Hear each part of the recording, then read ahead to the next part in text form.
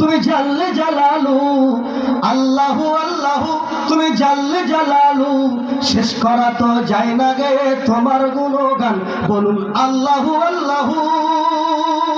তুমি মাটির আদমকে প্রথম সৃষ্টি করিয়া ঘোষণা করে দিলে শ্রেষ্ঠ বলিয়া, তাই নূরের ফেরেশতা করে আদমকে সিজদা, তাই নূরের ফেরেশতা করে আদমকে সিজদা, সবার চাই দিলে তুমি আদমকে সম্মান, বলুন আল্লাহু আল্লাহু তুমি জাল্লে জালালু, শেষ করা তো যায় না গে তোমার গুণগান, বলুন আল্লাহু আকবার।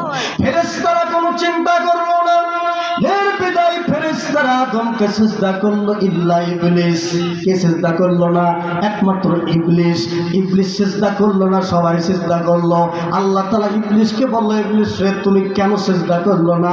তোমাকে কিসে আটকালো আমি যখন হুকুম করলাম? কিসে তোমাকে আটকাইলো?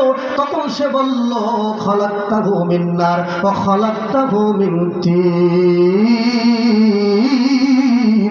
আল্লাহু আকবার। সে বলল, আমি তো তার চাইতে উত্তম, আমাকে বানাইছেন আগুন থেকে উত্তম গতিতে, আর আদমকে বানাইছেন মাটি দিয়া, মানে আগুনের তৈরি হয়া মাটিকে কিভাবে সিজদা করি, বলুন নাউজুবিল্লাহ। সে যুক্তি খাটাইছে, ঠিক কিনা বলেন? সে অহংকার করলো, কাফেরদের অন্তর্ভুক্ত হয়ে গেল।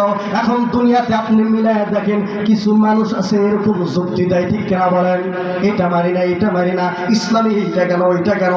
বাংলা কথা যারা মুমিন হবে, এক কথাই সাফ হলো, ইসলামের ভিতর যা আছে, শরীয়ত যা দিয়েছে, কোরআনে যা আছে, সব আয়াত মানতে হবে, নির্বিধায় মেনে নেওয়ার নামই হলো ঈমান বিল্লাহ। বলেন ঠিক কিনা? অমুমিন